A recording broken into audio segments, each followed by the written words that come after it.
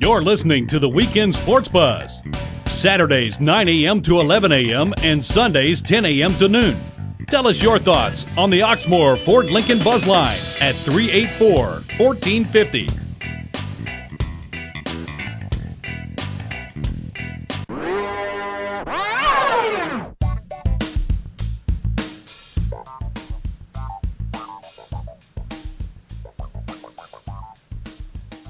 Into the Weekend Sports Buzz live from Glen Mary Country Club. Myself, Tyler Boyd, Mark Blankenbaker's back in Louisville today. I'm excited. Mark, feels good. Feels good. You've been on the road. Feels amazing to be back in Louisville. I mean, I just haven't been in town for 10 days, and finally, the third show in a row that I missed, and then finally I'm back here in town. So it feels amazing. Louisville's off, and Mississippi State in Lexington today, so it's going to be a good time. You brought the rain back from wherever you were. And now it's cold. So if you want to, Mark, you could get the hell out of Kentucky. That would be fine with me. Anyways, yeah. Thanks, man. I appreciate it. Good to see you, too. We're kind here on the Weekend Sports Buzz. But like I said, we're live from Glen Mary Country Club. We're out here. We're not just here hanging out, playing golf, today.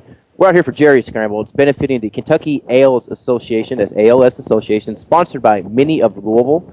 The Scramble has got kicked off at 8:30 at Session 1. Session 2 gets kicked off around 1:30 tonight. We've got the Oktoberfest party start, Mark.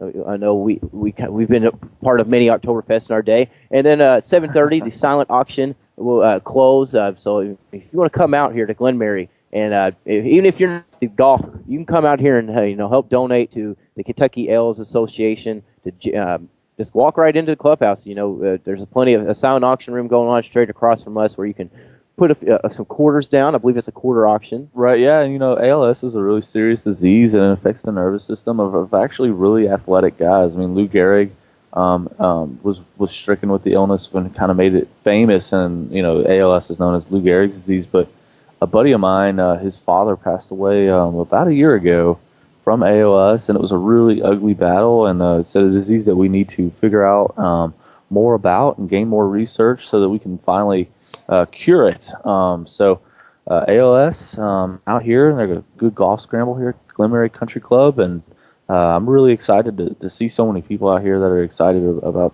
playing some golf and helping out a good cause. Yeah, if you come on out here, you'll see the short bus, the 1450 Sports Bus right out front. We got it backed in on the berm. It looks great outside the clubhouse here, Mark. I'm sure they loved seeing the short bus. They do. They do. I came in blaring the music. They fixed the speakers on the outside of the bus. They Mark. did? Yeah. So you should see me cruising down like 71. I missed a lot. Firstborn Lane. Oh, you did. I missed a lot while you were gone for 2 weeks, Mark. You don't even know what's going on in 1450. Did you know we're still celebrating our birthday? I know that was Thursday. It was Thursday. Go? Matt was actually there. I really can't speak too much for that one. I was in Floyd's Knob for the high school sports report show with Matt Dennison. Right. Matt was out there on Dixie Highway at BJ's, Mark, with the Freak, Johnny Renshaw, Nick Coffey, Bacon Kelsey, Dugan Ryan, Vishon Snow was in town, I believe. You can ask about it. 1450 crew was there. I hear Renshaw is a freak in person as much as he is on air. He earned his name. He looks like the dude, the Big Lebowski himself. He does. He really? He's let go of himself, I would assume, over the last 15 years or so. Just sitting in a chair talking. Sitting in a chair talking. Most sports people, columnists, radio show hosts. How it goes. It's how it goes. But, they had a great time. Then, obviously, last night we were out at Saints Pizza in St. Matthews with Nick Coffey and the Cardinal Connect for that show. Inside the press box, sorry. That was fun, and now we're continuing the show, the birthday binge this morning here at Glen Mary. Then later tonight, it's 8 o'clock till 11 o'clock, and after hours, the party at the brewery. Just keep it going. Come on out and say, hey, the whole crew will be there at the brewery. Where is the brewery? Do you know? Where the brewery used to be, right over there at the end of Bartown Road. That's right. Baxter and, I don't even know, Lexington or something like that. Close enough. So where they play all that volleyball outside. Okay. Beach volleyball, yeah. I know exactly. Right across from where the old Kentucky store or restaurant was. Yeah. Okay. So I know exactly what you're talking about. Right down past St. Not far from me. I'm excited about that. So, yeah, we'll be out there. Again, we're at Glen Mary. If you all want to give us a shout, 384-1450, the Oxmoor Ford Lincoln Buzz Line. You can also shoot a text into us, 414-1450 on the Lotus Gunworks text line. We'd like to get some comments in from you. If you all want to call in and talk about, the ALS Association. Maybe if you know somebody involved in this, talk about that. Give us a call. It's going to be a fun show today. But speaking of Lou Gehrig, Mhm. what about that play last night? Atlanta Braves, St. Louis Cardinals in Atlanta. It was ridiculous. Well, bottom of the 8th. Yep, bottom 8. Bottom of the 8th. Cardinals are up by 3. Mhm. Atlanta's at home, and a ball gets hit really high up into the air into shallow left field, and somehow infield fly came in. Not only was it really a deep infield fly, but it was also extremely late. If you see the replay, they didn't call it until the runners had already advanced. And the spirit of the rule is to keep the runners from advancing so that when they call infield fly, the runners can advance at their own risk. And so these guys are already, 90 feet away from their previous base, and then they call infield fly rule. And really killed a massive rally because there was no outs, going to be bases loaded, down 3 runs. They could have got at least 2 runs there. And it really kind of changed the game. The Atlanta Braves protested the matchup. The fans threw everything onto the field. Everything. I wouldn't have wasted my $7 beer. I'm sorry. Well, no. I would have maybe drank it all real quick, then chucked it. You grab your neighbor's beer Yes. and throw that. Or you Yes. wait if you have like a warm one that has like maybe like a third left. Then that's you warm and definitely you got to crush ride. it. You throw that one. You let in. that one ride for Right. sure. But like my thing is that when I had the same reaction when Louisville had the fair catch thing with Larry Taylor. Oh yeah. What I was was that, like 3 seasons I ago? was like, throw everything onto the field, and so you condone that fanatic when it's an awful call. When it's that obviously bad of a call, like I don't generally like a charge call. Fine, those can be 50-50, but an infield fly in shallow left. I wouldn't even call it shallow. I would call it 70 feet past the dirt. It was solidly left field. Solidly left field. It was not like on the edge of the infield or anything like that. It was solidly in the outfield. Yeah, so like if it had gone to the warning track, but the second baseman could have run to the warning track. If he camped under it, Mark, it's an infield fly. No. If you don't know what an infield fly is, a lot of people don't. Maybe not played baseball. There has to be a guy in first or second at least. There has to be less than 2 outs. So, no outs, 1 out. It's a rule to protect the offense. Say Mark was up to bat, and he popped it up in the infield, and I was on second. Matt, my producer, was out there on first. Mark's out because it's protecting me and Matt. Instead of the shortstop dropping the ball on purpose, easy double play, maybe even a triple play, depending on how lazy Matt's running on the first baseline, which is probably pretty lazy.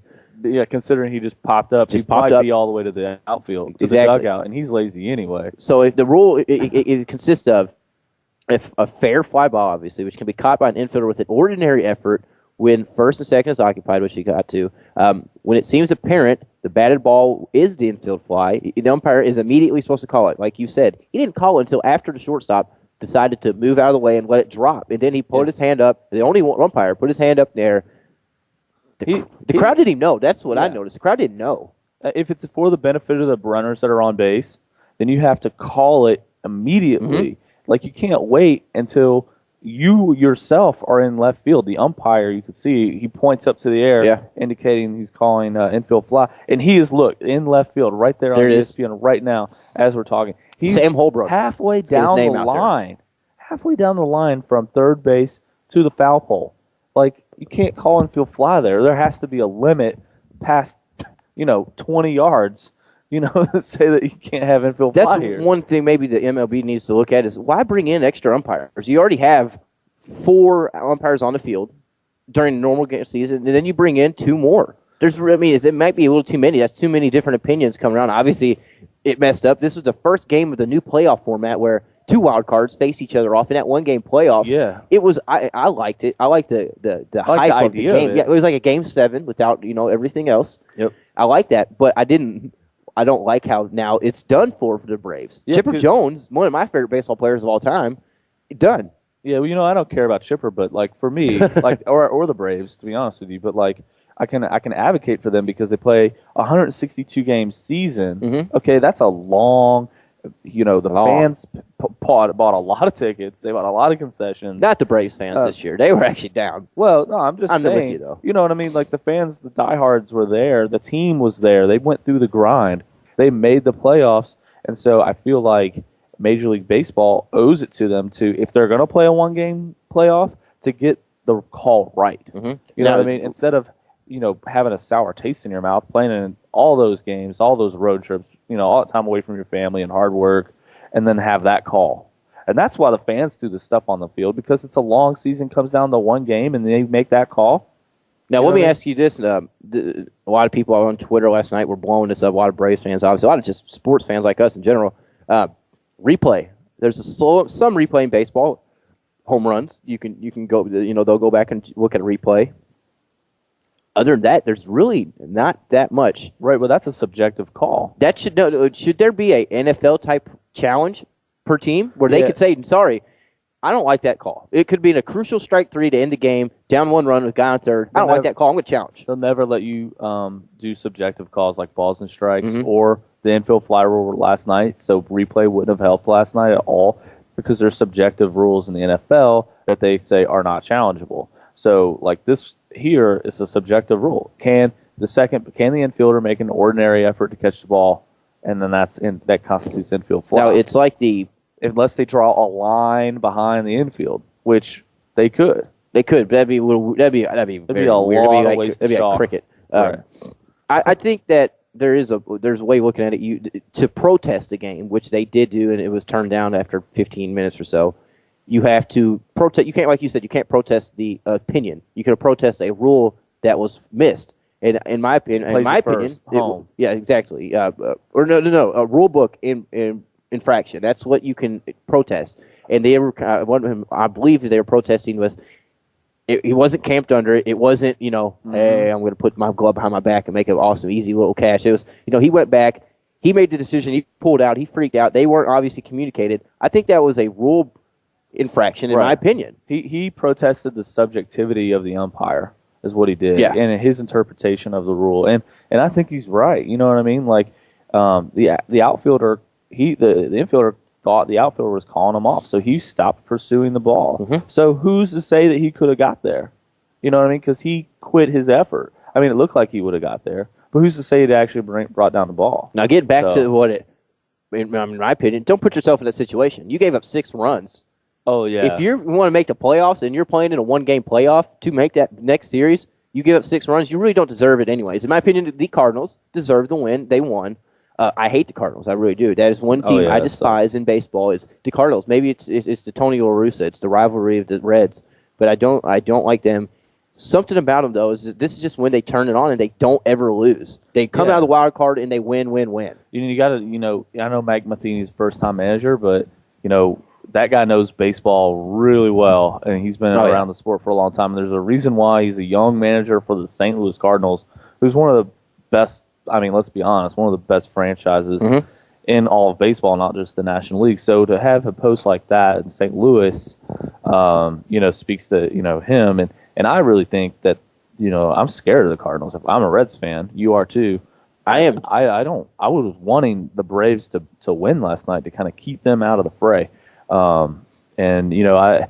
hopefully the Nationals pull it off. But I'm not all that anxious to play them either. If the Reds are able to get past, I'm glad they don't have Strasburg, but I'm worried about one team only. Mark, call me Coach Baker, but I'm worried about tonight's game, tomorrow's game, and the next 7 games against the Giants. The Reds obviously get kicked off tonight, 9:30, 6:37 first pitch out in San Francisco. San Francisco. Johnny Cueto versus Matt Cain, 2 Cy Young candidates up there. It's going to be. Reds need to win tonight. They need to win the ace matchup. Yeah, I think if they don't win tonight, obviously tomorrow's a huge. I wouldn't call it a must, but it's a close enough to must. Huge win. You need to win 1 in San Francisco. Win 1 of the 2. Come back home for 3. It's a new playoff format. We'll talk about the Reds here in a little bit. I know we're up against this break again. Glenmary Country Club for Jerry Scramble, benefiting Kentucky Ales Association, sponsored by Mini of Louisville. Hole in 1 wins you a Mini Cooper. That's correct. Hole in 1 wins you a Mini Cooper. Let's get to, quickly, we got a couple minutes. Let's get to the Oxmoor Ford Lincoln Buzz on real quick. Carolina Steve's on the line. Carolina, good morning. Good morning. Y'all are out there for a great cause. We lost a Hall of Famer from the Yankees besides Lou Gehrig from ALS, the man I had a privilege to meet about 3 or 4 times, who is Jimmy Hunter, better known as Catfish from Perquimans, North Carolina. Yeah, you're right. Yeah, it's a good point. I'm glad you said that. ALS, it's an unfortunate thing, but the Kentucky chapter doing the good things with it. We're like I said, we're out here at Glenmary. I know you're nowhere near us really, Carolina. I know you'd be out here if you could, but there's going to be a lot of people stopping by. Hopefully, giving some donations. Even if you're not a golfer, you can come out here and just donate. Throw a quarter in during the auction. That's tonight. So it'll be a fun day out here, Carolina. Yeah, I wish I could be out there, but I can't. So my man from Vite will know. Charlestown beat Providence last night. I believe it was 52-0. And the amazing part about it was that the team from Providence had 15 yards and 28 carries, and that was their total offense, and had 2 first downs. Wow. No, I mean, that's just amazing, Carolina. I mean, we'll have to tell Dave about that if he doesn't know about it. Yeah, already. He'll be calling on here in just a few moments, Carolina. So, yeah, we'll definitely bring that one up. I wanted to, last thing before we let you go, East Carolina, what's going on? I don't know. It's the same thing against Carolina. We had a good first half. Second half, we went to the Dogs. We got a young ball club. This is kind of like the scenario with Kentucky, where at this point we have a decent defense, but the offense can't move the ball. Last year, the couple of years, we had where the offense could move the ball, but we couldn't stop anybody. We couldn't have stopped the third grade team the way our defense had been playing. But I don't see us probably losing another game with our schedule, what we got left. I mean, we got the Memphises of the world, and we got teams like that left to play. And so the way they're projected, it's going to be us and Tulsa meeting for the Conference USA Championship. And here is the one. I go to College Football News, and I look at their bowl projections. Here's the one that gets me. They have us going to New Orleans to play Willie Taggart and the Hilltoppers from Western Kentucky. Well, that would be one interesting matchup there, Carolina. We're up against this break. I appreciate you calling in. I know next weekend's a big weekend for you and here in Kentucky. We'll talk about that a little bit. How about tomorrow? Y'all have a good one.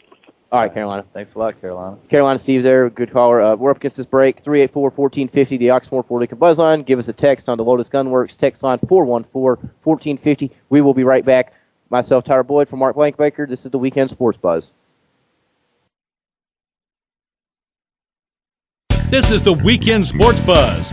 Call in on the Oxmoor Ford Lincoln Buzz line at 384-1450.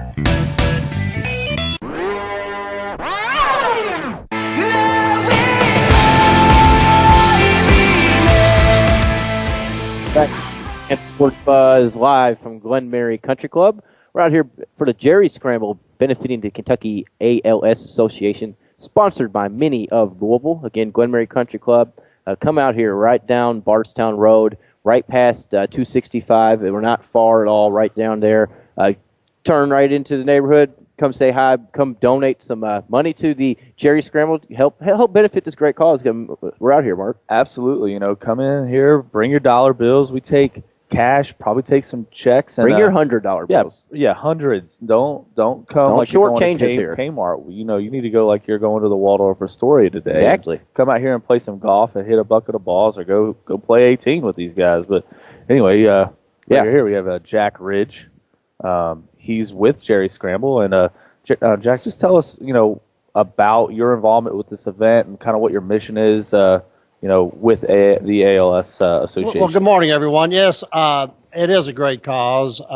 We had a member, a very active member at the club here, Jerry Torbeck, who was diagnosed with ALS about 2 years ago, and we watched her suffer through this dreadful disease. And last year, while she was still with us, we organized and started the Jerry's Benefit for ALS, and it was very popular, and people knew it was a great cause. And Jerry was with us. Unfortunately, she's not here this year.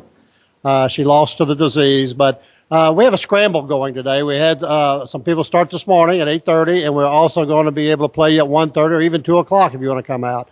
Not too late to play. We're going to have some fun, and the weatherman missed it. It's a gorgeous day. It's going to be 60-plus this afternoon, a perfect day for golf. Great event, and following up the scramble, we got a little Oktoberfest with some German food, some bratwurst and sauerkraut, and just a way to contribute to a great cause. Have some fun. Bring your friends with you. Just come out and have some fun. Yeah, you mentioned the Oktoberfest. That's at 5:30 this evening, and then the 7:30, the silent auction, which is going on. This is silent auction here right inside the clubhouse is going on. If you want to walk in and check it out, quarter auction, if I believe, Jack. Absolutely, and I see an autographed basketball from Rick Pitino, a football from Charlie Strong. There's some other very nice silent auction items, and again, it's all for a great cause, ALS. Yeah, and a hole-in-one actually wins a Mini Cooper, which I thought was really incredible. It makes me want to, go home and grab my irons and be back here for like the 1:30. Mine are in the short bus. Oh, yeah? Are they? Yeah. I actually got to drive the little roadster out and parked it right on top of number 17T. So coming up and down Bardstown Road, you'll see a little blue car, and that's what it's all about. Wow, that's You can awesome. win that car today. Just one shot, you get lucky, you got you a brand new Mini of Louisville. That'd be amazing. I need a new car. The Land Rover is struggling. It really is. So, Jack, anybody can come out here and play in this scramble. You don't have to be pre-registered, right? No, exactly. No, it's open to the public. We invite everyone to, and bring your friends with you. The ladies are invited. We got the ladies playing from the ladies' tees. We got the seniors playing from the goal to forward tee. So we try to make it fair for everyone. And again, it's a great day. The golf course is in great shape, and it's a lot of fun. And, the thing about ALS is that, I actually know a couple of people have been stricken with the disease, and it's kind of a scary deal. The prognoses, when you get it, you can have different levels of severity. But the scariest thing about the disease is that you can be a very healthy, active individual, and then when it starts, it can really affect you for really, we don't really know why. So that's why we need research for this type of disease, and so that we can find a way to treat it and then eventually cure it. So, I don't know how you feel about that, Jack. Well, absolutely. And this is the Kentucky ALS, so this is for the whole state of Kentucky. It's not just a little local charity. It's and then it goes to the national level from there. But again, it's a disease where you've got your mind, you're healthy mentally, but physically, a lot of things get taken away from you, and that's the saddest part of the disease. Yeah, it is. Out here at Glen Mary Country Club, we're all golfers. Mark, you're a golfer. I'm a golfer. I know Jack's a golfer. He wouldn't be here for no reason. The course, Jack, you tell me it's looking good. I love your all's clubhouse. It's one of my favorites. I've been out here a few times in my golfing career. It's one of my favorites. I like coming out here to Glen Mary. So, let everybody know how the course is right now. Yeah, we got everybody sort of talks about several of the golf holes. Our signature hole number 6, it sets up about 100 feet up, shooting to an elevated a downhill shot to number 6 green, and then number 7 is a beautiful little hole that traverses a couple creeks and the creek to the left. Just some beautiful golf holes here at Glen Mary. Yeah, it really is. So if anybody wants to come out here, please do so. Right down Bardstown Road. What's the address for everybody? We're 10200 Glen Mary Farm Drive, like you said, just east of Gene Snyder Freeway, just past Outback Steakhouse on the left, coming from town. There you go. So come join us here at Glen Mary Country Club. Jack, I appreciate you taking a few minutes. Well, thank you very much, and I appreciate it very much. Anytime. Yeah, when you see that blue Mini Cooper, just turn on in. And bring a couple of bucks. All right, thanks a lot. Yeah, come out here, donate. I know everybody's got 50 cents sitting in their car. Yeah, because it's worth. If I can donate, if I can put $1 into that jar, anybody can put $1 in that jar. I'm broke. Right, I'm always broke. I'm broke. I'm broke. You drive an Audi, Mark. I'm broke. Right? But no, I'm donating. We're donating. We're going to donate. We're going to go empty the change. Somebody that I know will donate is on the Oxmoor Ford Lincoln Buzz line. Oh, perfect.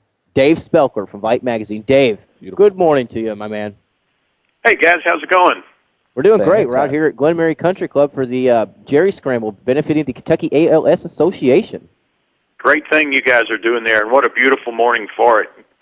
Yeah, you couldn't ask for anything better. Obviously, the rain came through overnight. The cold front came through. We were kind of worried about this morning, but it turned out to be beautiful out there. A great day for high school sports. Right, Dave? Exactly, and specifically the high school golfers have been at it the past few days. Congratulations to the ladies from Sacred Heart, state champs again this year. And today we'll decide who the champs for the boys will be, and it looks like St. X is going to grab it. They had a pretty good lead. I think they were up 12 strokes coming into today, which is the final day for the boys. Yeah, I remember we've talked about that for the past, 2 Saturdays or so about the Kentucky, the golf going on, and how St. X, Dave's alma mater, has just been blowing everybody really out of the water. Top couple, 2, 3 finishers, not just one guy here and there. So St. X is having a good team. Mark, we were out at the Iroquois Park, if I'm correct. We had a high schooler, you're not saying X, a Trinity alum, win that 5K race. Right, yes, so, I remember that. A lot of local kids we've been involved with over on the Weekend Sports Buzz. It's fun to get into the high school game. Also, on the Indiana side, Dave, I know you're not as much involved with that, the Indiana side, but, their golf is going on as well. We spoke to a young lady on the high school sports report last Thursday who is from New Albany, I believe. She's going to play for the Indiana State Championship in golf. So, yeah, golf's going on. Obviously, last night, high school football. Dave, did you attend any of the games? I did not, but I had 2 games going on, one in each year last night. I listened to the Mayo St. X and the Trinity Manual.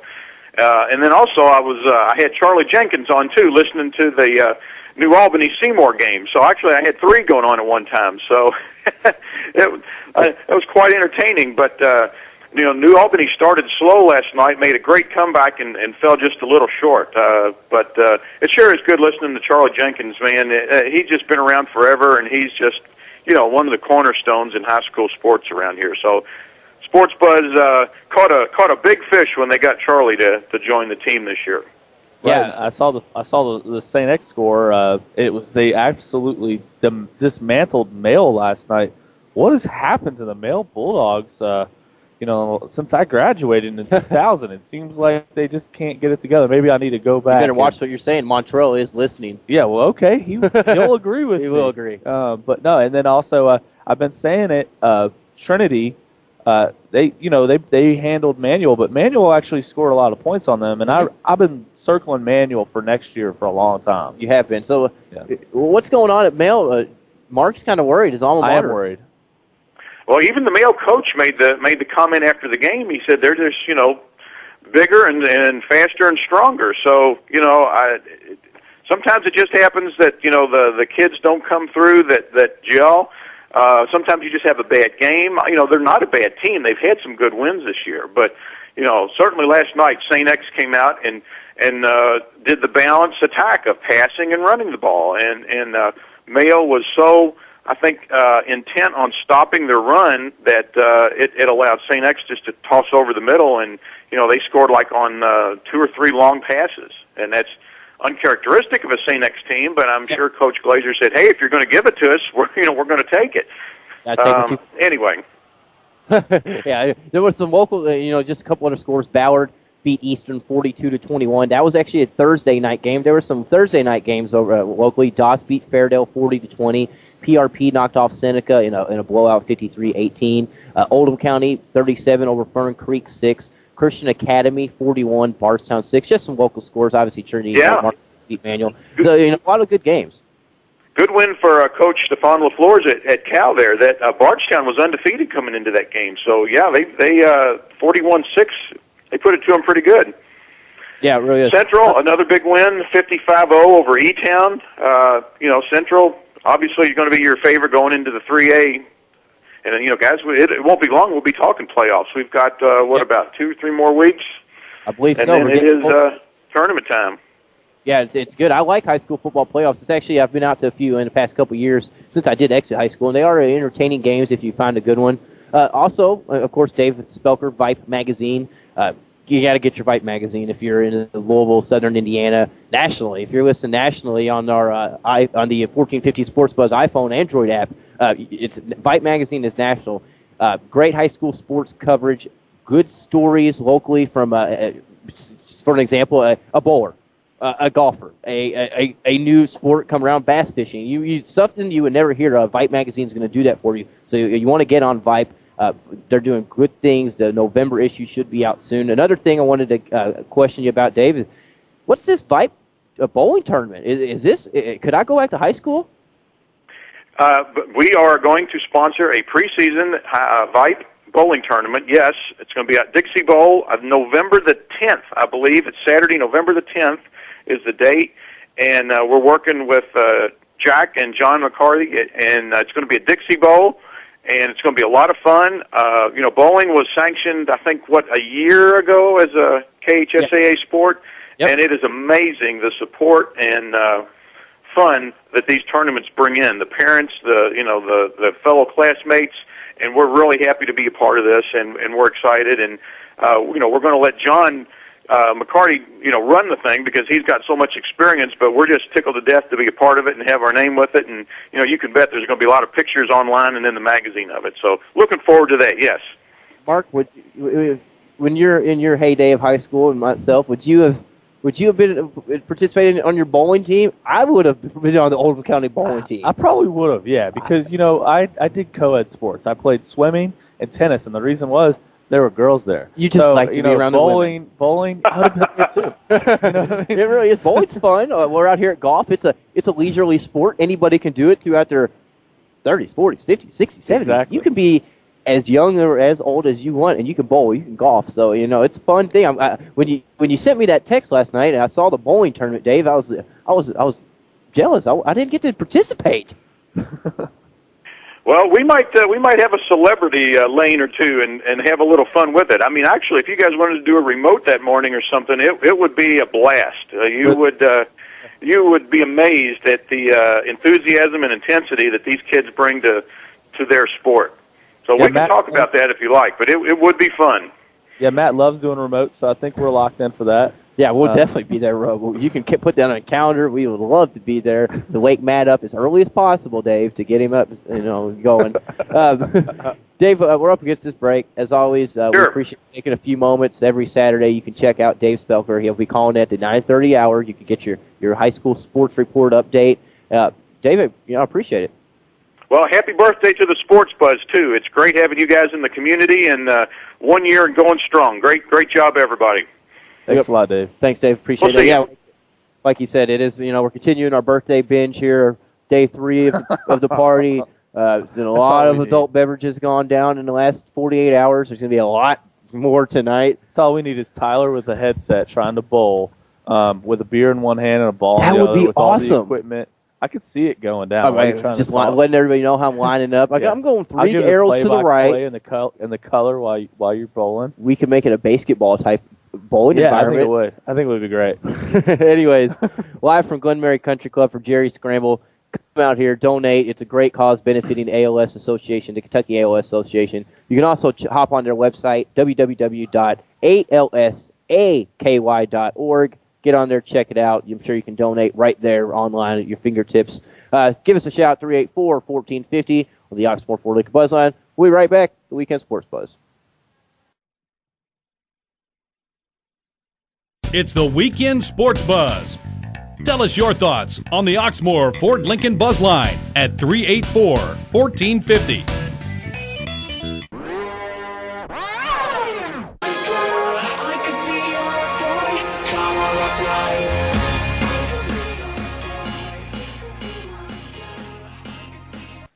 Welcome back to the Weekend Sports Buzz. My name is Mark Blankenbaker. I'm joined by Tyler Bloyd.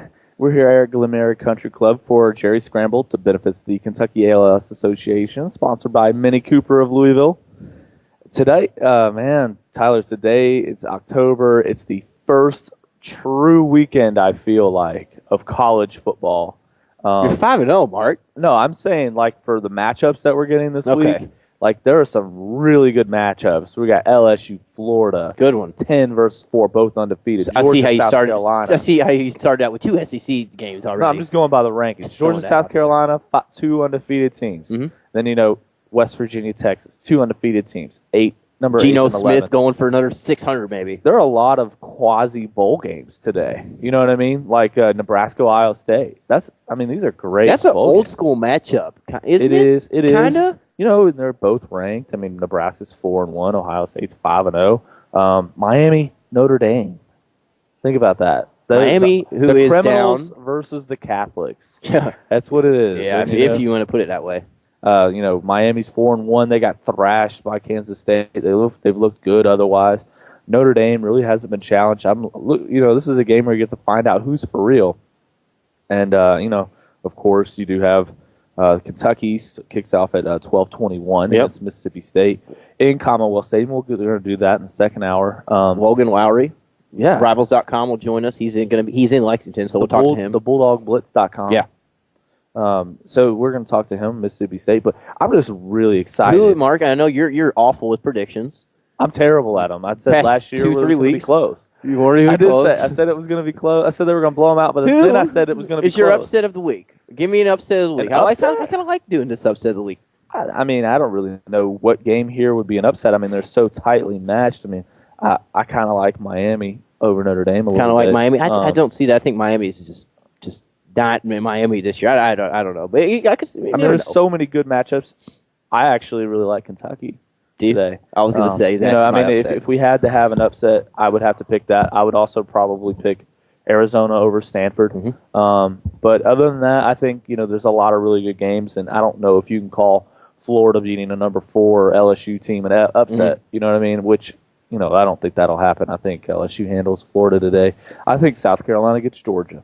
South Carolina against Georgia. I think South Carolina gets Georgia. Is it on the road? Is it? It's in Columbia. It's in Columbia. Yeah, so it's in South Carolina. So I like West Virginia over Texas. I don't believe in Texas at all, but I do think it's going to be a great football game. I'm pumped. This is a good slate of college football. It is a good day. I'm looking down the list finally here. I've got 2 picks for you. Yeah. Other than the Cats, I do have the Cats beating Mississippi State today. We're going to talk about that in an hour or two. Also, I'm going with Texas Tech over Oklahoma. I'm going to say the high-powered, not high-powered, just the Texas Tech is ready to. It's at Texas Tech. They're going to get that one. That's my upset week. I don't agree with you, but I see where you're going. Okay. I see where you're going. I just like Oklahoma in this matchup. They dropped just like last 1. week when you said they were going to win by 50, and they barely got it. Well, I didn't know that we were going to be in Lake Hattiesburg. You know what I mean? I didn't know we were going to be playing the game at 3 inches of water. But apparently, when I'm going to be in attendance, the weather is going to be absolutely brutal.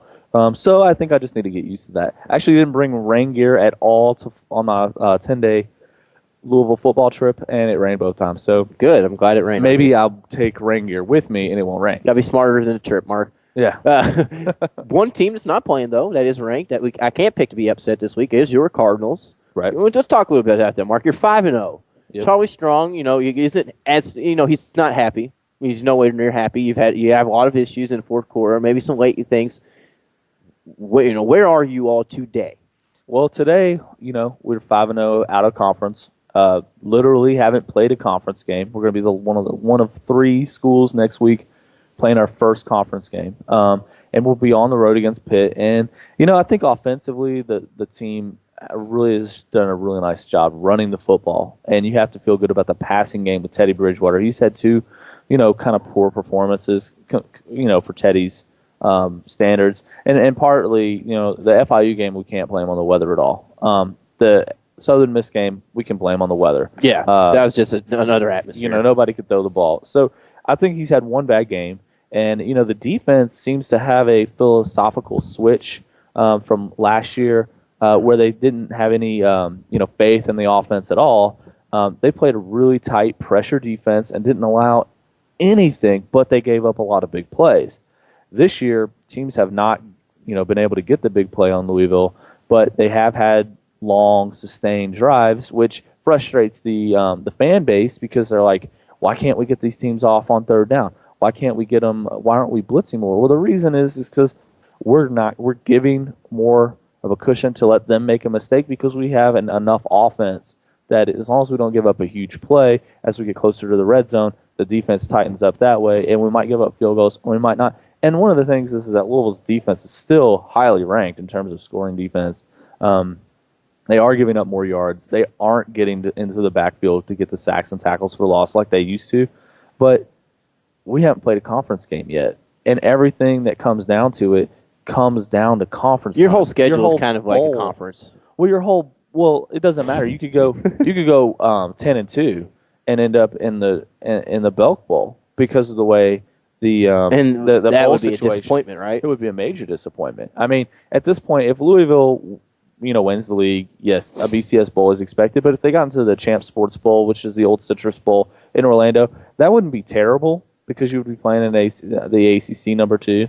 But it would probably be like Virginia Tech or maybe Miami or somebody like that, which would be a lot of fun. But the goal, obviously, is to win the league and to go to a BCS Bowl, whether that's Fiesta, Sugar, Orange, or maybe even Rose, depending on what happens in the Big Ten or Pac-12. It doesn't seem like the Pac or the Big Ten are going to factor into the national championship picture this year. So the Rose Bowl, as they never do, really. yeah. Well, when USC is good or Oregon is good, Or Ohio State. sometimes that Rose Bowl spot will open up, but it doesn't look like that's going to happen this year.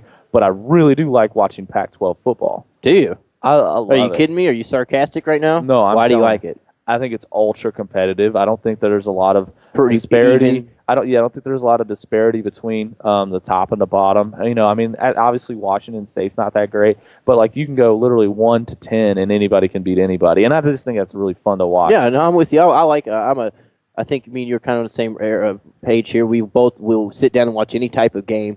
Any teams can play. We just enjoy that. And yeah, I like watching good games. With Louisville, who's your 5-0? Who's your MVP so far? Is it Teddy? Is it somebody on the defense? Is it honestly, your defense? If I have to give it to one player, I would give it to Teddy. But if I could give it to the offensive line, I would. Okay. The reason is just because they have come so far from where they did the first 5 games of 2011, where they literally couldn't block anybody, and now we have a sustainable running game. We have a good passing game because they're giving Teddy protection.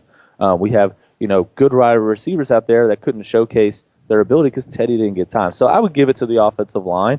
I can't do it on the defensive side of the ball at all. I don't know that anybody has really stood out defensively enough to say that guy is our go-to defensive player, like a Dexter Heyman last year.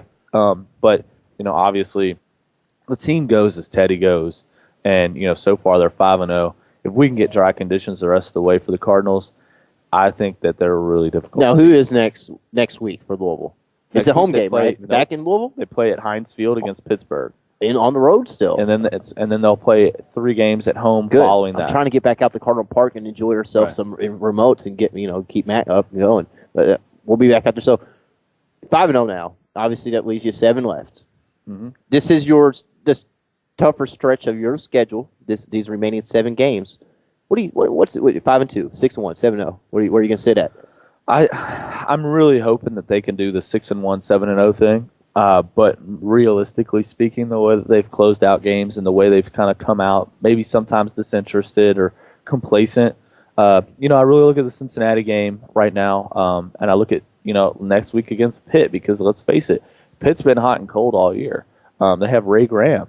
They had a game last night, if I'm correct, or Thursday night. They lost to Syracuse. They had a fumble that went for a pick for 6 the other way on a really mundane play. It just kind of popped out, and Syracuse couldn't move the ball on them at all. But they benefited from a fumble from Ray Graham, and they took it all the way. But they do have Ray Graham, who's one of the best running backs in college football. I mean, he might play for Pitt and not get a whole lot of hype, but he was LaShawn McCoy's backup, leading the nation in rushing last year before he had an ACL injury. And they have big wide receivers. Tino Sinceri is not a great quarterback, but hey, he does what he needs to do to win. Big receivers can compensate for your mishaps. Exactly. Now, Kentucky, maybe not Morgan Newton's mishaps, because those are just god awful mishaps. Yeah. But the general quarterback. But you got to look at Cincinnati and Rutgers. Those are the 2 games you're circling. Those are your 2 games that you are worried about Severely. Well, Cincinnati is home, right? Cincinnati's at home. Rutgers is on the road. That's your last game. It's a season finale coming off the 5-game off. So they play Saturday, and then come back and play the finale on Thursday night. Part of the on weird the road. Louisville scheduling. Yeah. Thursday, Wednesday, Friday night games. Just But Rutgers could potentially be undefeated going into that game. I mean, it could be a tremendously huge game, as could the Cincinnati game. Both those teams could be undefeated. I think on the schedule, from what I've looked at, I think Louisville will pull out most of the wins, even if they allow like the UNC at the end or an FIU type game, they'll still pull it out. I think that one game they are going to drop is Cincinnati. I just feel like that they will be ready. Cincinnati's going to be live. That will be the game they go out. But other than that, I think Louisville will go 11-1. I hate to say it. I very dislike your Cardinals. Well, yeah. Well, I know that, but you got to understand. It's difficult to go 12-0 no matter what league you're in, or what kind of team you have, because you always have these weird games where you're just like nothing can go right. I mean, that's just football. And Cincinnati kind of has had Louisville's number. Butch Jones is a fantastic football coach. I would say that would be the toughest game remaining on the schedule, because I don't think Rutgers will score on Louisville. I don't know how they're going to put together some points. But anyway, I'm really looking forward to that. I'm glad it's a bye week and the guys can get their dings and What do you think Charlie bruises. Strong's doing on this bye week? Recruiting. Yes. Just hitting the trail hard. Yeah. Getting In fact, the guys. they canceled his press conference Really? on Monday because he was out recruiting.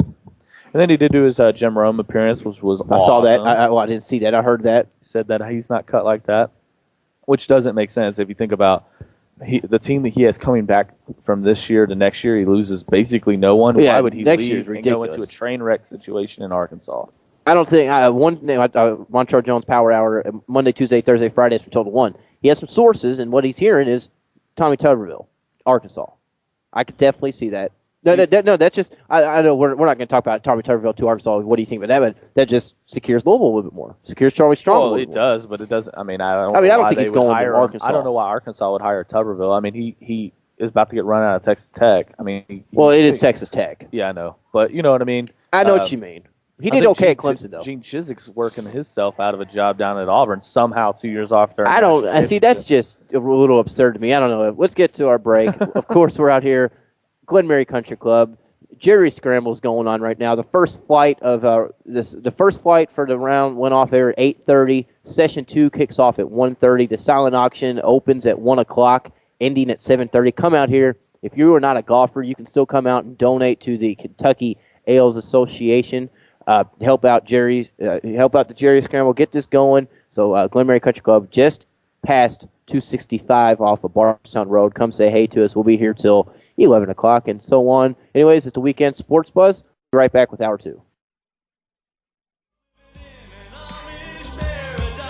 A local boy kicked me in the butt last week. I just smiled at him and I turned the other cheek. I really don't care, in fact I wish him well, 'cause I'll be laughing my head off when he's burning in hell. But I ain't never punched a tourist even if he deserved. Welcome back to the Weekend Sports Buzz. Let us know what you think. Give us a call on the Oxmoor Ford Lincoln Buzz Line at 384-1450.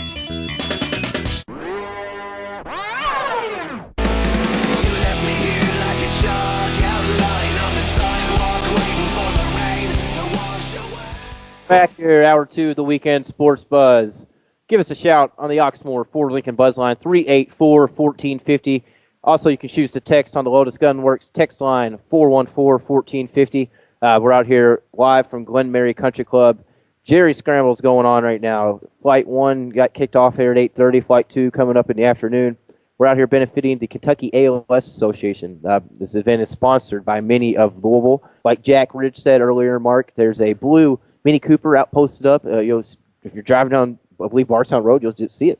Yeah, I mean it's a bright blue. Just make your turn off Barstown Road into Glen Mary Country Club, and even if you don't want to play, or if you just want to come in here and watch some college football and hang out with some good people and donate some money to the ALS Foundation and the ALS Association. I'm sorry, then that would be wonderful. We'd love to see you, and I know they would too, and they have great silent auction items in there. Mm-hmm. So it's worth a look and worth a turn off the Barstown Road. I believe Jack said there's a signed football from Charlie Strong, a signed basketball from Rick Pitino himself. It's a quarter auction. That's about what those balls are worth. So get out, I've been saving that one for a while. No, really. Come out here and drop hundreds on those footballs, that basketball, because it's not about the autographs. It's not about that ball. It's about Kentucky ALS Association. Help benefit this. It's a good cause. It's a national. Obviously, this is the Kentucky chapter. www.alsaky.org. Get on there. I'm sure you can donate directly off of the site. Weekend Sports Buzz. I'm Tyler Boyd, Mark Blankbaker. It's been a fun first hour 2. Going to get going. We're going to talk a little bit about Kentucky, a little bit more maybe about Louisville, some Cincinnati Reds. I just want to start off with them. We'll come to Kentucky here in a few minutes because we do have Logan Lowry later in the hour. I'd like to kind of lead into him with Kentucky talk. But before that, the Reds, Mark, they're playing tonight, 9:30 opening pitch out in San Francisco. I know we kind of teased it earlier. Johnny Cueto is on the mound versus Matt Cain. I'm excited about this. Reds were in the playoffs in 2010, so I'm not as like, oh, gosh, they're finally back. It's been years and years and years. But, they're there. This is the year the Reds, it's going to be a Red October. I really think you might be right. I mean, I like their chances out in San Francisco first 2 games. I don't think that San Francisco has the bats enough to keep up with the Reds in this series. They definitely have the pitching, though. Yeah. So that's the thing is, the Reds need to keep their bats hot from how they closed out the season. They cannot go out and kind of come out and only do like 1 or 2 runs. They need to get 6, 7 runs early in this game and put the Giants away. Just put them away. At least win one game in San Francisco, so you can come back for your 3 games to close out the series in Cincinnati. If the Reds come out tonight, Mark, and put up 6 or 7 early runs, I'm going to be fist pumping Jersey Shore style. It needs to happen as hard as I can. They need to. I really feel strongly that they need to win the Johnny Cueto matchup. It is big. Matt Cain is definitely one of their top guys, but Johnny Cueto is Cincinnati's top guy. He is. He has to win today. I believe Matt Cain threw a no-hitter this season for the Giants, his first of his career. But he probably did against the Diamondbacks or somebody like that who can't hit anything. They couldn't hit you. I think actually it may have been the Diamondbacks. You might have hit that right on the dot. I'm not 100%, but yeah. They couldn't hit you, Floyd. They couldn't hit me. I felt gas. But no, really. The Reds, 2 games on the road to start this series. They do have home field advantage throughout until they meet the Nationals. If they meet the Nationals. If they don't, they just continue that home field advantage. But yeah, you take 1 on the road of these first 2. Odds are looking very good for you. You come back home, you have 3. Game 2, you'll see Bronson Arroyo take the mound. I like that call from Dusty Baker and his staff. Bronson Arroyo, former Red Sox World Series champion. He has the experience. He's an older pitcher. He's a veteran. He can throw off he can go from Johnny Cueto, 93 to 95 miles an hour, throwing nasty sliders, to a Bronson, 78 miles an hour, 85 miles an hour, and 4 different arm angles. And then bring in Chapman. What are you going to do, Mark? You're going from 78 to 108.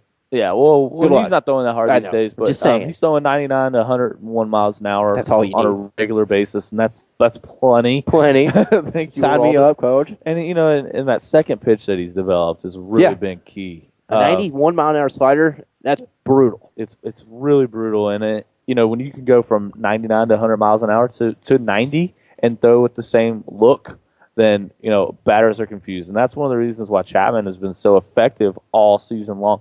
And, I'm not a big fan of Bronson Arroyo, but I can understand the strategy there. Keep them on their toes, keep them guessing. But, hey, if the gas is working, I might even be, apt to say stick with the gas. Stick with the gas. I like whatever Dusty's doing. Dusty, keep doing it. I'm on the Dusty. Glad he's Dusty back from train. pneumonia too. I am. Maybe not. We did throw a no hitter with him gone. No. I'm glad he's back and he's doing fine, Dusty. Whatever he does, I kind of like his strategy also because you come with Matt Latos game 1 in your home park. Matt Latos, kind of an ace. Yeah, kind of like a second him ace. To start the season, you absolutely I hated him. I didn't hate him. I hated the trade. Right. I just felt like it wasn't the best trade to do right now, Mark. It worked out. Right now, it's worked out, but it's still not the best trade. Still not the best trade. But it's been fine. The reason why Latos is so effective is because he just pounds that strike zone, and he's extremely consistent with his placement of the ball. I mean, he throws the ball exactly where he wants, and he has good. He's toned down his homer happy early season, which is a positive. Exactly. So I really like the Latos thing, and I would have liked to have held on to Volquez at least one more season. That was the one thing I feel like Volquez will get healthy and become a good pitcher, and but it doesn't matter. That was a year ago, basically. Now we're at the playoffs again at 9:30 tonight for the Reds. If you're a Reds fan, give us a shout. Oxmoor Ford Lincoln Buzz on 384-1450. We'd love to chat with you. If you're a Braves fan, you want to talk about the blunder of the umpires last night. I'd like to talk to you about that. Renshaw, the freak. You got to be happy this morning. I know he's not awake yet. Way too early for the freak to be up. The dude, he doesn't wake up till at least 1. He might be getting his morning Advil this morning. He's getting his morning something, but it's not an Advil. The Orioles knocked off the two-time defending AL champs in Texas Rangers last night at Texas. Baltimore is hot. They're missing one of their best players, Nick Markakis. Markakis went down with a broken thumb or a few weeks ago. This team is like the Reds. They don't want to lose. Yeah. I'd love to see a Baltimore-Cincinnati World Series. I would too, and I'm a big fan because I'm a big fan of the Orioles because you know what, they've been in that AL East, which is just a monster.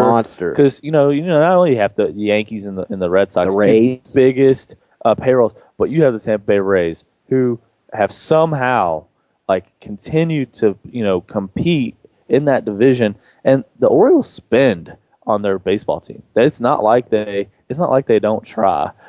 They spend. So Yeah, I don't know what just happened over there, but I would love to, probably get some insight on that. But the Orioles spend on their baseball team, and I just can't believe that they haven't contended until now. But I'm really happy that they are now. Yeah, because the Blue Jays also spend a lot of money. Yeah, the Blue Jays those two programs are long-time excellent programs, franchises. So yeah. a lot of people are excited. I can't hate on Baltimore for doing what they're doing. Why? Because I'm a Reds fan, and I've been struggling for 23 years, 22 years, and now the past couple of years have did different. I'm excited about that.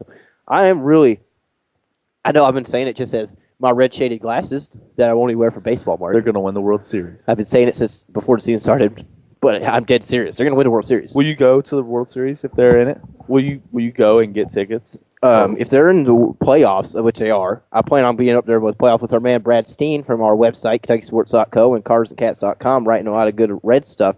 I'm hoping his mom will get us tickets. Yeah. If not, I'm going to have to purchase tickets. Why don't you just drive up They're there? right behind home plate, though. Oh, yeah, I would hold out for those two. I got to get my towel. I would hold out for those two. I'm holding out. Brad, I know you're listening. I was going to try to talk to my dad and see if he wants to go up Tuesday, Wednesday, or Thursday if the series goes that We long. need to take a website trip, fellas, and get up there, have Matt buy all the tickets for us all. It's just pocket change for the playoff tickets. Yeah, Matt anyways. needs to buy our tickets. Dad.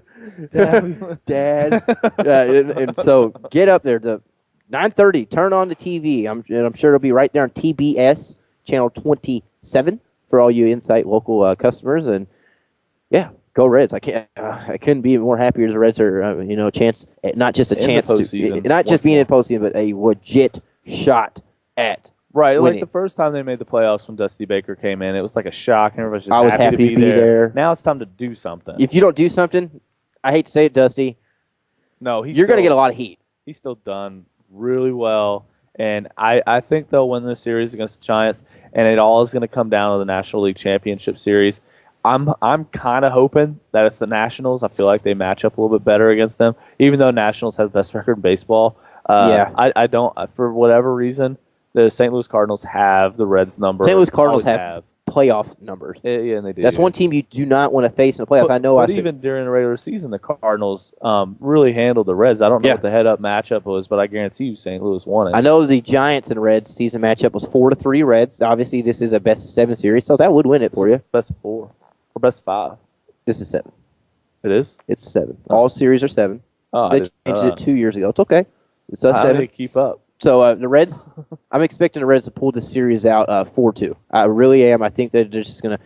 I don't see any team beating the Reds in the playoffs in a best-of-7 series. You can beat the Reds in a best-of-3. You cannot beat them in a best-of-7 series, in my own opinion. It's just the pitching has been too great. The bullpen, you can go 6, 7, 8, 9 with strong 90-mile-an-hour plus pitchers in your bullpen if you need to. So 4-2 Reds against the Giants in the series. I know we're up against a break here in just a moment. Well, let's hope I'm right. So give us a shout, 384-1450, the Oxmoor Ford Lincoln Buzzline. We are always presented by livingforless.org. Of course, today, Jerry Scramble, benefiting the Kentucky Ales Association, ALS, is sponsored by Minnie of Louisville. Minnie of Louisville is always out with us at our tailgates outside of Papa John's Cardinal Stadium. For the Louisville games, we're out right at 2801 South Floyd Street. We'll be out there in 2 weeks. Louisville's home in 2 weeks, Mark. Yep. We'll be back there nice and cold, I'm assuming. Bulls. Well, we'll probably have Indian summer for that game. Probably. It'll just be, I'm hoping, because it'll be cold. But anyways, let's get to that break. We're going to come back, talk Kentucky, leading into Logan Lowry from the Rivals.com, BulldogBlitz.com. So we'll talk to him. He's at Commonwealth Stadium, get his standpoint of this game. Mark Blankberger, I'm Tyler Boyd, with Weekend Sports Buzz. Ping pong, ace any trivia quiz you bring on. I'm fluent in JavaScript as well as Klingon. Part I sing on. See me roll on my Segway. I know in my heart they think I'm white and nerdy. Think I'm just too white and nerdy. Think I'm just too white and nerdy. Can't you see I'm white and nerdy? Look at me, I'm white and nerdy. I like to roll with the gangster. Back to the Weekend Sports Buzz. Tell us your thoughts on the Oxmoor Ford Lincoln Buzz Line at 384-1450. Please tell me what there's to complain about. When you're happy like a fool. Back to the Weekend Sports Buzz. My name is Mark Blankenbaker. I'm joined with Tyler Bloyd. We have our short bus out here at Glenmary Country Club, classing up the joint like Caddyshack, playing rap music in their clubhouse. It all is good for a good cause, though. Here for the Jerry Scramble that benefits the Kentucky ALS Association, sponsored by the Mini of Louisville. If you want to play, you're welcome to come out. The session number 2 starts at 1:30. They have good silent auctions. They're going to have Oktoberfest after the second round. We might come back. Yes. I mean, there's nothing better, in my opinion, than German food. I've been over to Germany. It was amazing. Or German beer. Or German beer. Yeah, beer. Okay. And the silent auction closes at 7:30. You're welcome to come out here all day long. They're going to have college football on. You can come up here and hang out and see that blue Mini Cooper out there. If anybody hits a hole-in-one, you win it. There's multiple Mini Coopers, I just found out. There's a couple over here. Are there multiple? There's multiple. If you see the multiple. blue one, turn, because that's where it is. I want the blue one. So come on in. Today at 12:21, though, if you don't come out for the ALS Association, which would be really selfish if you didn't. Selfish. If you decide to stay home, you're going to be able to watch your Kentucky Wildcats face the Mississippi State Bulldogs. Last year, they should have won the game. I mean, in my opinion, they lost 28-16. It was in Commonwealth Stadium. It's in Commonwealth Stadium again due to a scheduling quirk. I was going to say, wasn't it there last year? Because of the A&M and Missouri State coming in, they had to reorganize the SEC schedule. So this is one of those weird happenings where Mississippi State actually has to come back. We are a little bit higher Mississippi State. I understand that. Right. But, Kentucky actually dominated possession last season. They held the ball for 37 minutes and actually forced 3 turnovers and didn't give one back. They should have won the game. They just couldn't move the ball. They should have beat Mississippi State, Mark, for like the last 4 seasons. I think they're going to do it today. There's something stupid when they play this team. Dan Mullen has this year's team rolling, kind of. A lot of people thought they were going to be towards the bottom tier of the SEC East. But they have not played anybody. They've played Auburn, and that's it. They've played Jackson State, Auburn, which Auburn's way down, Troy, and South Alabama. You all haven't played anybody, and you're 5-0, and I give you all credit. We played Kentucky and North Carolina. You haven't played anybody. North Carolina has scored 120-6. Cool. You all gave them half of those in the fourth quarter. That's not true. 126 since the Louisville halftime score. They are dominating people after the halftime of the Louisville game. They're a better football team than they played that day. I agree with that. And they're going to end up in the battle for the ACC. As long as Wake Forest loses a game, they're fine. They could be there at the end. But guess what? They can't play in the postseason. So they can't, even if they went undefeated. Because you know what? At North Carolina, they do things a little different than everywhere. No, they don't, else. because the NCAA said they found no wrongdoing. Oh, my God. Those It's SOBs. unbelievable. Everybody around the country just is writing story after about how North Carolina is making a mockery out of the NCAA, kind of like Ohio State did before, before they had to have Jim Tressel have the show cause penalty. I got a good one about Ohio State. I'll get to that in just a little bit. Okay. It's a little tweet, but yeah, this Kentucky game. I know we both said it earlier. We both are expecting Kentucky to win today. I like. Really? I mean, I think it's going to be a good game. I think it all kind of comes down to how the quarterbacks play. Mm-hmm. Obviously you're coming in with freshman quarterback, but one of the benefits is, in comparison to the South Carolina and Florida games, are that number one, Mississippi State isn't Florida or South Carolina, and then number two, you didn't prepare all week expecting Max Smith to be your quarterback. You prepared all week for Jalen Whitlow and Patrick Tolles to kind of split duty. So I think that's a huge advantage for the Kentucky. They've been flying by the seat of their pants the last 2 weeks. And really, if you look at their season, there's not a whole lot different than we would have expected to start, except for the Western game. I think we'd expected for Kentucky to win the Western game. They can't play like that. But if they steal one against Mississippi State, they're right where they should be. Yeah, but no, they're not. Because if they're right where they should be, they stole one of those, which we assumed they would steal a game, as they usually do, but they also had to beat Western. I said 5 wins before the season started. There is a slim opportunity to still get 5 wins. There really is. I can't believe I'm a Louisville fan sitting here advocating for you. I advocate for Louisville occasionally. I know, but I'm saying Kentucky's 1-4. The teams they've lost to are 19-1 collectively. That's what people don't look at it that way. I do. I do too. I know. You look at it in Western's lost 1 game. Louisville's undefeated. Florida's undefeated. South Carolina, their 4 losses are not bad losses. They're not bad at all. If Louisville had those losses, I couldn't make fun of Louisville. Why? Because I'd make fun of Western probably, just like you all did. But You can't complain about the other ones. Yeah, I really can't. Really, when you make for Western, honestly, I think Western would compete with Louisville. I'm not saying they beat Louisville. The top 25 poll, and I don't see why they're not already. And I don't know who they play this week. We could probably find that, but we'll look at it a little bit. I wanted to ask you though. You mentioned the quarterbacks. Jalen Whitwell should get to start. He got to start last week. Yep. Or I wouldn't say that back. He got the 2-minute into the game start basically once Max Smith got hurt. But Jalen Whitwell should get start. Patrick Towles, according to Joker Phillips, will get PT today. The red shirt's gone. I'm excited. If Jalen Whitlow comes out, he could have a good game. He looked good last week when he played. He's a mobile quarterback. He's got a good arm. If Whitlow plays good, I don't see Towles getting much PT. But if it's kind of a slow start, you'll expect Towles to come in and expect more Max Smith type of passing downfield to come in because that's more the type of quarterback he is. Especially the running game thinned out a little bit. Right. Koshik Williams is now out for the season. It's just forever. Probably a career. His Kentucky career is over unless he gets a shot in the CFL or NFL.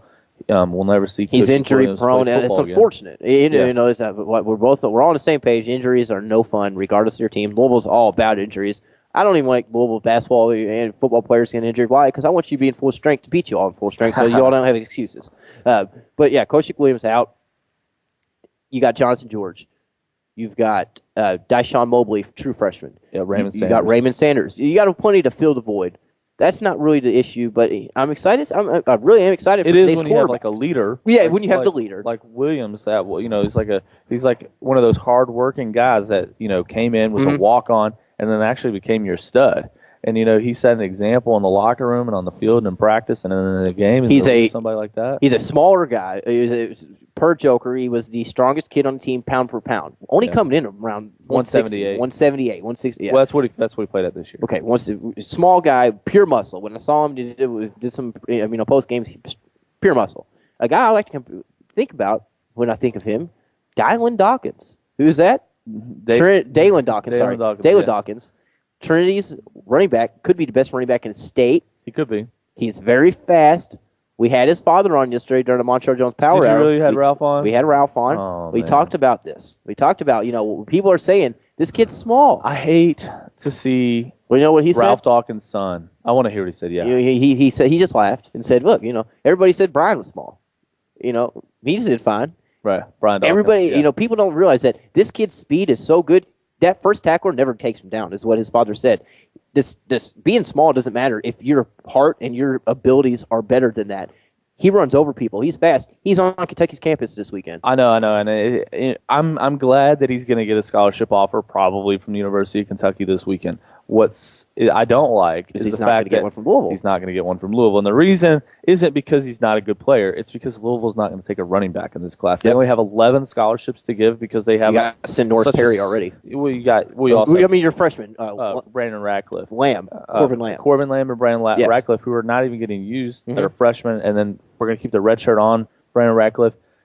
It wouldn't make sense for Dalen Dawkins to even go to Louisville if he were offered because he literally would be parked behind people. He wouldn't be able to get a whole lot of time until maybe his junior season after a red shirt. At Kentucky, he could probably go in and play right away. But I don't like seeing Ralph Dawkins' son go anywhere other than Louisville. I don't care if it's Kentucky Ralph or Dawkins, whatever. Obviously former Louisville great. Fiesta Bowl, standout.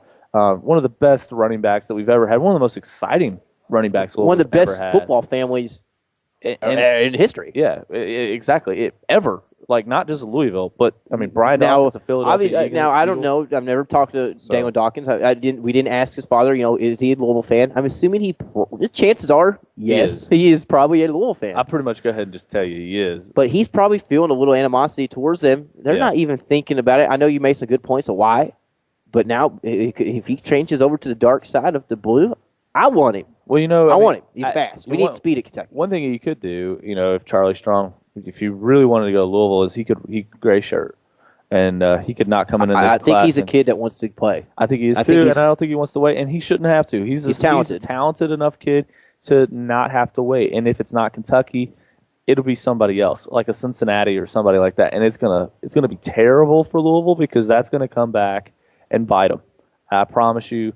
To not have room for Dalen Dawkins is gonna be a problem. You can't convert him to a secondary player because that's just not who he is. You really can't put him in a slot position. He is. I know he's small. People are small. He's a running back. He's got the speed I hope Dale Dawkins enjoys his visit this weekend because I'm sure he will. a lot of people are going to. It's going to be terrible. I did want to mention, I know we're coming up against the break. We're going to talk about the Harrison Twins after our guest. I wanted to ask a little bit. Could this affect Louisville a little bit for not this year, but in the next year? We'll talk about that in our last 20 minutes. Let's get to our break so we can bring on our man from BulldogBlitz.com. That's part of Rivals, the Rivals site, Logan Lowry. He is in the Commonwealth Stadium covering the Bulldogs, so we're going to talk to him, see what's going on in Lexington.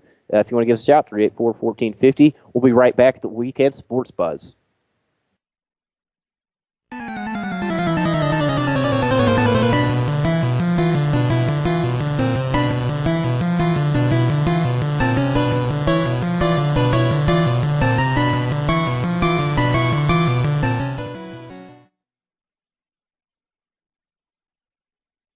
You're listening to the Weekend Sports Buzz. Call in on the Oxmoor Ford Lincoln Buzz Line at 384-1450. Weekend Sports Buzz live on 1450 AM. Check us out on 1450thesportsbuzz.com. Adam, the intern, is back in the studio, and I know he's listening, and I just wanted to inform him that was the worst intro song we have had in our year on radio. You're going to have to upgrade. Adam selection, or was that Matt That was selection? an Adam selection, so upgrade your abilities for tomorrow, But Adam. we're gaining a huge video game audience with Adam behind the thing. We are. Those songs. We are. Guaranteed. I did enjoy the whatever video game that was that leading out. That one lead in, though, really threw off me, and I'm sure he threw off our guests on the Oxmoor Ford Lincoln Buzz Line. We're going to go to him right now. Logan Lowry from BulldogBlitz.com, part of the Rivals Network. Logan, how you doing this morning? Hey, a little chilly up here in Kentucky. I'm trying to figure out where y'all keep the heaters up here. we actually don't. We like to bring in the rival, the away team, and just kind of let them freeze and just slow muscles. We need all we can get right now. Yeah, it's about 40 degrees cooler today than it was when I left my house in Starkville yesterday. Are you from Mississippi? Oh yes, sir. Okay, so you made the trip. Obviously, you were up here in Lexington. You're the Mississippi State Bulldogs, a good start to the season, undefeated against lesser competition. You do have a good win over Auburn. Give us, let the listeners around here know a little bit about this team. I know your quarterback is Tyler Russell. He's thrown for 822 yards, completing 55%. Your rusher, Ladarius Perkins, is a good back. He's obviously carries most of the loads. Let us know a little bit about Mississippi State and who we should look out for. The one thing to look out for is Mississippi State's passing game has kind of been off the last 2 weeks. The game against Troy, it was their first away game of the year, and Tyler Russell put a lot of balls right on the money, and the receivers just dropped them. I think they had 7 drops in that game, and then their last game 2 weeks ago against South Alabama, Tyler Russell was off. He just wasn't accurate at all, and that's one thing Mississippi State likes to do. They like to be balanced, and you had 2 Sun Belt opponents to work on your passing game against, and really just didn't get the job done. So, they'll look to try to get that done today. But, they've had some good rushing opportunities against Kentucky in years past. So, I think that they'll, try to get the job done on the ground with Ladarius Perkins. They used 3 running backs. Let's see, 1, 2, 3. They used 4 running backs, actually. So, Ladarius Perkins is obviously the headliner of that group. He's the most experienced of that crop. So, you'll see a lot of him today. You probably see some Nick Griffin, Josh Robinson, and Derek Milton, too, in the backfield. So Mississippi State's got a plethora of running backs they'll put back there, but Ladarius Perkins is the main guy. He's not the biggest guy in the world. He's got plenty of speed, kind of that shifty guy, but, he proved the last couple of weeks he can get the job done between the tackles. Yeah, really. I know Mississippi State, and they do have some talented guys. I've actually caught one of the earlier games of the season. I was impressed with, the way Dan Mullen has this team rolling. I wanted to talk a little bit about the defense. It seems to me what stands out this season. The turnover margin, plus 13 for the Bulldogs. Kentucky, minus 6. There's a big difference in there. The defensive leader, Cameron Lawrence, he is one of the guys who anchors this defense. You also have Darius Slay and Jonathan Banks. The defense for Mississippi State, is that the stronghold? Definitely. Especially in their secondary. Like you said, you talked about Jonathan Banks. He's an All-American, probably one of the top cornerbacks in the entire country. And, teams have kind of tried to avoid him a little bit. And then you've got another junior college All-American on the other side of the football, and Darius Slay, who's really getting his first playing time. He came in late last year, didn't really play a whole lot except for on special teams. He's off to a great start, 4 interceptions already on the year. So, their experience is back there. And then you've got a former cornerback, Corey Broomfield, who, has plenty of interceptions as well. And early in his career, he's moved back to safety. So there's a lot of experience in Mississippi State secondary. And then you talked about Cameron Lawrence. He's your prototypical senior linebacker. He's exactly what you want out of a team captain. He calls all the plays. You'll see him today making a lot of signals, pre-snap reads. He spends a lot of time in the film room, just looking at stuff. And you'll see him actually, the defensive players around him say that he actually calls the offensive plays before they actually run them. So that'd be something to watch out for pre-snap. Yeah, really. Again, we have Logan Lowry on the line from BulldogBlitz.com, part of the Rivals Network. He is live in Lexington right now covering this Kentucky-Mississippi State game that gets kicked off here in about 2 hours, 12:21.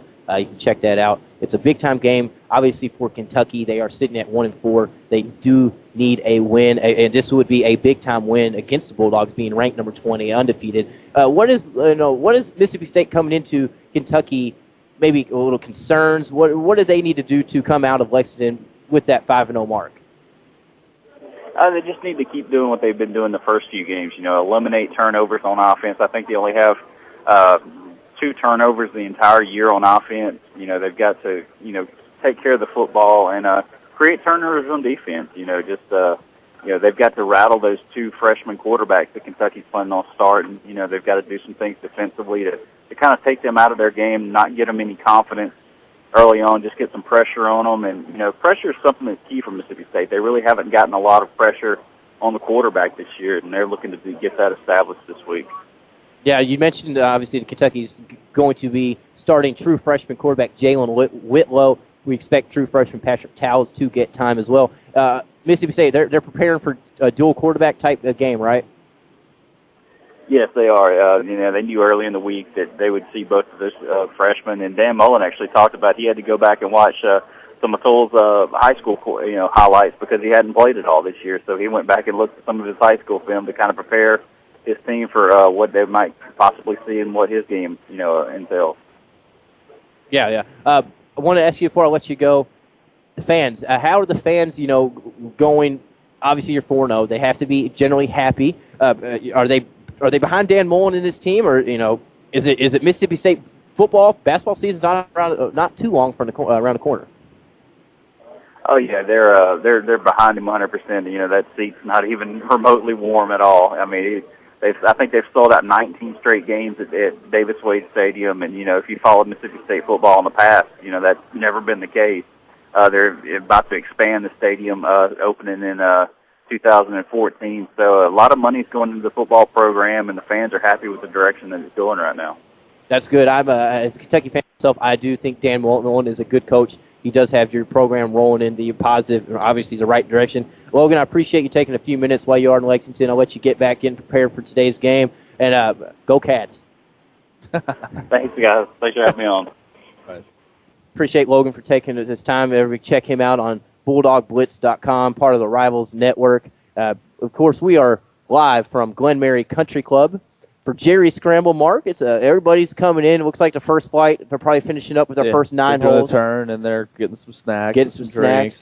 Some gloves because it's kind of chilly. It's warming up. It's a beautiful morning. You haven't stepped out foot. Yeah, when you're playing, and you don't feel the cold. You don't. You try, especially when you have a chance to win a Mini Cooper if you hit a hole in one. Exactly, and you're benefiting a good foundation like benefiting a good foundation association. It is. So come out here if you're not a golfer. You can come donate. You can come hop on the silent auction. I was checking out some prizes. There's an awesome golf bag. There's a Milwaukee Brewers full jersey set. If you're a Brewers fan, you can come bet on it. Some Brewers gear in there. Brewers gear. Go figure. The Brew Crew. Brew Crew. Charlie Strong, Ripatino signed balls. There's a lot of gift certificates, spas for the women, oil changes for the men. And just all the good stuff. Come out here, penny auction. It's on till 7:30 tonight.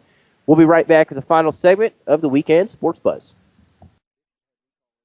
You're listening to the Weekend Sports Buzz. Call in on the Oxmoor Ford Lincoln Buzz Line at 384-1450.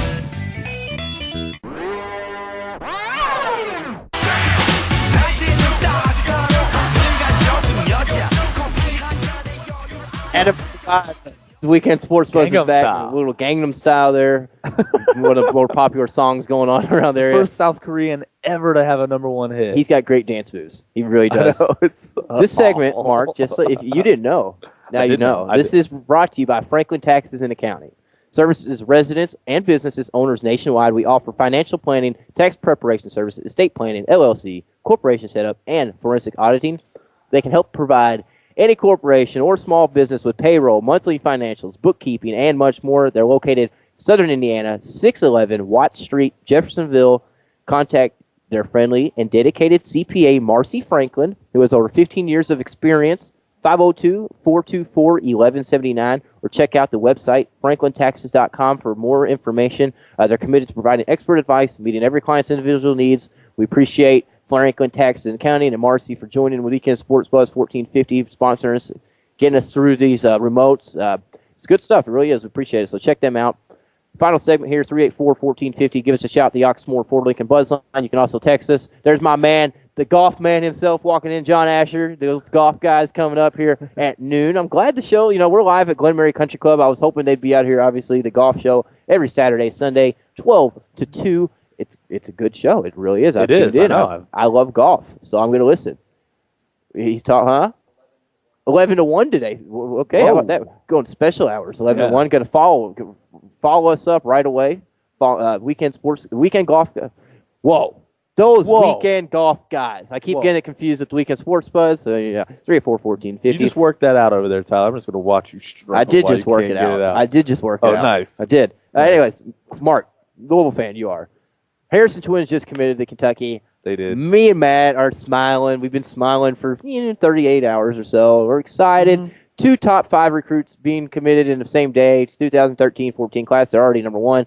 That class could be ridiculous. Joyce Randall, Andrew Wiggins, Marcus Lee, James Young. I already got the twins. Twins. Hey, twins. 2020 twins. I'm excited. I couldn't be happier. That's beside the point. I wanted to ask you. I was listening to my man, Nick Coffey, in the Inside the Press Box, talking to him yesterday and the day before about this.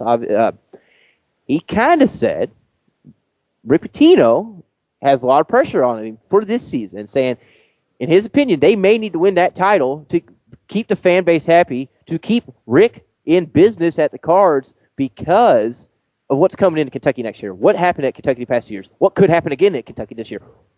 Is there more pressure on Rick? And if he doesn't make that Final Four, Mark, is his seat lukewarm? No. First of all, okay, yes. Does Rick Pitino need to win a national championship at Louisville? Yes, he does.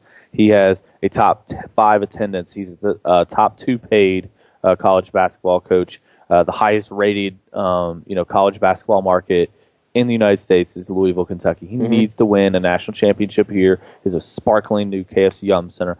But his need to win a championship has nothing to do with anybody other than Louisville. So, yeah, the Harrison Twins, huge pickup. I mean, Kentucky's recruiting like gangbusters. Nobody's going to argue that. But Louisville... Gangnam style. But no, Louisville's also, the same class that the Harrison Twins are coming in on. Louisville's probably going to have the number 2 class. They're going to be top 5. So it's not like Louisville's class is going to be... top 1 versus your 2 is a whole other level. Well, it may if be. It happens this way. It may be. And, Louisville this year is set up to do extremely well. So if they don't win the Final Four, it would be very disappointing, I think. It's straight up, Mark. Don't beat around the bush. Is it a bust if you don't make the Final Four? I think it's a bust if you don't make the Elite Eight. I think it's a disappointment if you don't make the Final Four. I can accept those terms. And the thing is they should. I could accept defeat in a regional final. I don't know if I could do that in the Sweet 16 or like a round of 32. If Louisville gets knocked out before the Sweet 16 or the Sweet 16, I think it's a bust. Yeah. Coming from a Kentucky fan base, 384-1450. If you disagree with me. But you're predicted by most polls, the few polls Sporting News just released, you're 1. Indiana 2, Kentucky 4. Yeah. It's obviously the Bermuda Triangle of greatness going on it's right going to now. be a but fantastic year of that's- college basketball. everybody I knows wish, that. I wish, It'd be awesome. I wish Louisville was playing Indiana, and I wish Kentucky was playing Indiana. I wish we could just all three play Go each back other. I think it to would be 15, amazing. 20 years and do the round robin type event. It would be awesome. Bring Notre Dame in the mix for the 14. Oh, even better. Could you ask for Cincinnati, anything get better? Cincinnati, they're ranked too. Call me Calipari. Bring up Vandy. No, I can't really do that. We don't want Vandy. Eh, We don't want we Cincy. could do They're that. dirty. Maybe Michigan State, come on down. Nah, That would I be cool. kind of think Notre Dame fits the mold. Yeah. Or maybe Western. Switch them out each year. I got Western you. one year. Yeah. Just keep it kind of local. Put a I big just in. wanted to get that because, I mean, But no, I really I'm happy for Kentucky fans. You get a Now, great set of guards there for for the Cats. that's huge. One, 'Cause probably one and done, right? I mean, I know they said 4 they years. said 4 but years. So did I'm MKG. just going to say So did MKG. he got forced to go. He had to leave. Kind of like Brandon Well- Knight had to leave. Well, yeah, and I mean these guys are as good as everybody says. I know. They'll have to leave too. Yeah, but what I'm looking forward to is the carryover. This year's team for Kentucky, they have a good chance to win a championship. Yeah, Everybody knows You that. don't think that'll be the 5-star guards that Patino brought in, like Siva and No. Sosa? They end up staying 4 No. years. Calipari doesn't recruit those scrubs. Come on now. We know. We get good talent into Lexington. Seriously. I mean, come on. In titles. Duh. But, gosh, you asked me. Titles threw my train of thought off. What do you like in the game today? What game? Kentucky, I'm just kidding. Mississippi State. I like Jalen Whitlow. I really do. I expect him. He's probably got some confidence built up from last week. I would think so. Coming into, no, I'm the starter for Kentucky Wildcats. My school, I chose to, halfway through the season of my true freshman year, I think he's going to come out. Very unexpected for him. Very unexpected for him. I expect him to come out and play well again. I expect this to be a very, very competitive game for 4 quarters. Mm-hmm. I am predicting my score. Cats, 27. Mississippi State, 21. I have it low scoring. I have it. Actually, I picked earlier in the week, and I should stick to it because that's what I picked. I picked Mississippi State 17, Kentucky 14. Stick with it. I think Whitlow will play really well today, and unless Kentucky gets down by 2 or more scores, I think we'll see very little Patrick Tolles. I do think we will see him just to kind of change it up, stretch out the Mississippi State defense a little bit, and test them deep. But their secondary is so good that it makes sense to go with Whitlow for most of the game. That's kind of what I'm really looking at. Is I really think Whitlow's the guy that wins the game for Kentucky. If he can do that, I'd see it extremely close coming down the 4th quarter. If Kentucky cannot turn the ball over and turn Mississippi State over like they did last year, this could be an entirely different result. I think that's probably the number one key to today's game is Kentucky not turning the ball over. Like I mentioned to Logan Lowry of the BulldogBlitz.com, plus 13 for Mississippi State. That's number 1 in the nation. Yeah, you don't turn the ball over a lot if you've only played 4 games and you have 13 net turnover game. Jacksonville State, not the best. Yes, we know Auburn's not a typical Auburn. Troy's okay generally in the Sun Belt. They're exactly. not a terrible Sun Belt team. But anyways, 13 turnovers is great. So you gotta keep that. Get the ball, get the run game going to open up the pass game. Allow Jalen Whitlow to create because he's going to kind of have those times where he gets on the outside, being forced out. Right. He can see something downfield. He can use his mobility, his legs to get out. So I'm excited about that. I really am. I expect Kentucky to pull this one off. Last week I predicted upset. That's just more of me just being a Kentucky fan. This is my true. I honestly think Kentucky can knock off Mississippi State. It was my prediction before the season started. Yeah, I feel really good about this being a good football game. I picked earlier in the week Mississippi State to win by 3. This morning I got up feeling really good about Kentucky. Who knows how it's going to go, but you know what? It's all going to come down to the freshman quarterbacks, in my personal opinion. I don't think Mississippi State is going to move the ball very well at all against Kentucky unless they just commit to the run, which is entirely possible. But they haven't done that this year. Dan Mullen's not going to straight run the football. He's going to spread it around, and that's ultimately probably what's going to be their undoing today if they do lose. It's Dan Mullen's unwillingness to stick to the ground because that's where Kentucky's weak. And if I'm correct, Mark, I might be wrong. Keeneland, is it open today? It opened yesterday. So it's open today. So it could steal some attendance away. It might. I hope it doesn't. I'm hoping for 50,000. I'm interested to see. I mean, the game kicks off in about an hour and a half, and I'm interested to see what the crowd looks like. We probably have a good indication if we jumped on Twitter after the show. It's probably a good indication is what the parking lot looks like. And what the crowds look like as to what we can expect. But you have to hope for over 50,000 people. It's a bright, sunny day. It is a little chilly, but you know what? That's okay. That's perfect. The sun came out. It's October. This is what it is. It's October 6th, Mark. We're already week 6 of football season. That's know. ridiculous. So Well, I mean, I there's feel 5 like weekends in September. So I feel like we were just outside of Louisville, Kentucky, outside of Papa John's, previewing that game, and time flies. and now there's the man, the myth, the legend himself coming in with his extra large sweatshirt on. Dugan Ryan looking There we good. go. Excited him here. We're out here at Glen Mary Country Club for the Jerry Scramble Mark. We got a few minutes left in the show. If y'all want to jump in, chime in, 384-1450. Of course, this is benefiting the Kentucky Ales Association. That's Kentucky ALS Association, sponsored by many of Louisville. It's been a fun morning. All the golfers are rolling in through 9. I see some Kentucky fans. I see some Cat fans out there. Some Louisville fans out there as well. So you got the variety out there. The golf guys are coming on next with us. Before we do get out, Mark, I wanted to mention ESPN has announced an all-access. Oh, yeah. You look excited. I am excited. actually, to be honest with you. Like it's like a Hard Knock style. Yeah. 3-episode inside look at Kentucky basketball. October 17th, 24th, and 31st. It'll be on ESPN, the big network, not the DOS or the OO or anything like that. Will they be doing that leading up to the college basketball tip-off? Is that basically what it is? I'm guessing. Probably. But it's going to be great. Like people around the country are going to be able to really see Big Blue How Nation. awesome we are. Well, they're going to see how crazy you are. Yes. Big Blue Nation. Which is fine. I'm sure they'll get a ton of Midnight Madness and the camping. You know what this is? You know what it is? It's just genius Calipari recruiting tools. This tools. is an ESPN executive decision, but yes. Well, I'm sure right. it was approached by somebody around the John Calipari camp. I'm sure they've called North Carolina, Duke, or Kentucky, and they said, we want to do a show. And Calipari was like, we want it. Don't even ask them. We're doing it was now. it was an easy sell. Our fans versus those fans. Yeah, Come exactly. on. Like, I'm not these trying to people be a are more prick. crazy. So let's go to the Kentucky because it's like the Wild, Wonderful Whites of West Virginia. Everybody watches it because they're nuts. Yeah, and you're right. Same thing. Kentucky fans, basketball. Why we're so big here. What we do to our websites, KentuckySports.co, cardsandcats.com. We couldn't do it if it wasn't for the fans. Right. There's so many. I think it's hilarious that UK fans will they'll camp out for practice tickets in the rain and everything. But if it's a beautiful sunny day for football, they may not show up. Mark, ease yourself. You just take it easy, sir. Take it easy. Also, I know we didn't. I'm kidding. You're right. You're fine. It's fine. Get off our back. Hilltop Hysteria is also going to come on October 12th. It's their version of Big Woman S Western. The state. I know we mentioned Bermuda Triangle, Kentucky, Louisville, Indiana being awesome. Well, Moorhead, Murray, Western, Northern Kentucky even going to be decent. Oh, I know. All of our local teams. This is the mecca of college basketball. It is. So we're excited for that. 7 teams from the state of Kentucky in the NCAA. 7? How incredible would that be? 7? It would be all. I would. Of them, basically. That'd be ridiculous. I can see 4. 4. Well, we had 4 last year. I know that's about your max, I would assume. But we have Western and Murray. I mean, I would say they're locks. I mean, Murray definitely is.